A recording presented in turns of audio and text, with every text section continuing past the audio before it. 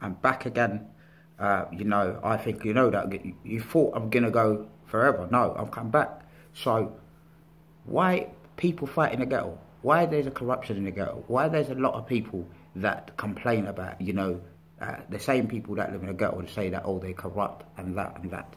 Because you got to understand that. I think the bigger problem is that it's not because people are fighting in the ghetto or there's corruption and things like that. Because people, of course, people are gonna fight in the ghetto. So now, when the rich people give you only one opportunity in the ghetto to be number one, yeah. So a lot of people in the ghetto, they fight and fight and fight and fight each other, and they say this is corrupt, this is not the corrupt, that's the corrupt, and all of that, and they fight for one number one spot, yeah.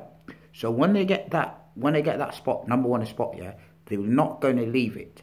So they're going to stay on that spot forever until they get older and they want to die or something like that. Because the rich person or anything is going to use them and overuse them, yeah, until the rich person say, all right, I found the right puppet, I found the right person that can cover up your spot and take it over.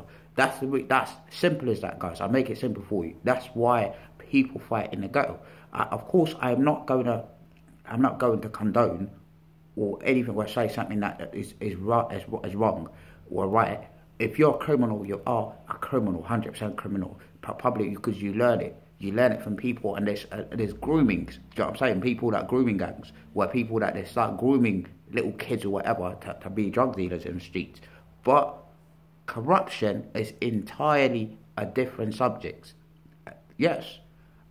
Whoever tells you that corruption has to do something with a criminal or anything like that, not what I'm saying to you. Corruption is organised a gangland. A gangland is an organised. So an organised things like when people, they don't want you to flourish in whatever place that you live in. If you live in a ghetto, then people don't want you to flourish, don't want you to get better, don't want you to to overcome your hurdles. So there's many hurdles that will come over you. Number one hurdles, people that are very close to you, whether it's friends, family, neighbours, or or people who play on racism, or people on also that hate their own family. You'll find people that do that, of course, yeah. But the other day, someone was telling me that, oh no, I think it's not for me. I'm not that. Or they try to justify that things that they've been doing for years, but it doesn't make it right. So people fight for number one spot. Poverty, impoverished area in Britain, or impoverished area all around the world, they fight for a number one spot. Yeah, they call people corrupt and things like that, and that number one spot, they'll never leave it aside, as I've said that earlier. So you have to understand that. So this is a North African, East African proverb, yeah? When two thieves fall out, yeah, the truth will come out, because one of them is going to tell the truth. The person that will felt like it's not right, because that's what it seems outside as well. A lot of people, telling each other, they probably be a friend, because there's two different things between friends and allies. Allies, normally they work with you until they get the goals done. After the job's done, they will go further, and then they distance themselves away from you, and they can fall out with you at any time. So two thieves, allies, people call it allies, but two thieves are the people that make these problems, yeah?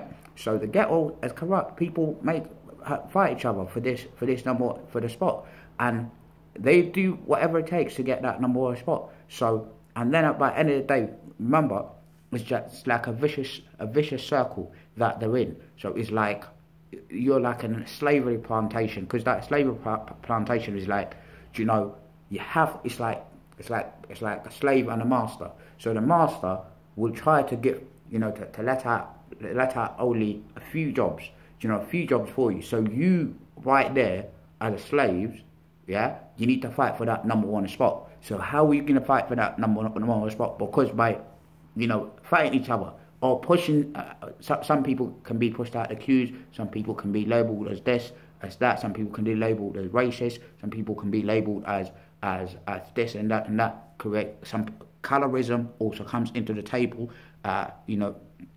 genetics and all of that, because us in the ghetto or people that are in the ghetto, they're fighting for number one spot.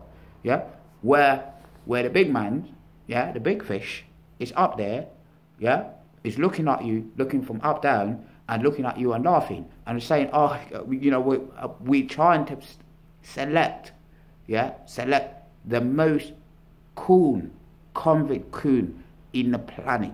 You know what I'm saying? To let him there at the top, because that he can pass the test. Because they watch. By the way, they watch you. Do you know what I'm saying? I'm not saying that now I'm doing this video, they're not watching me. They watch everybody.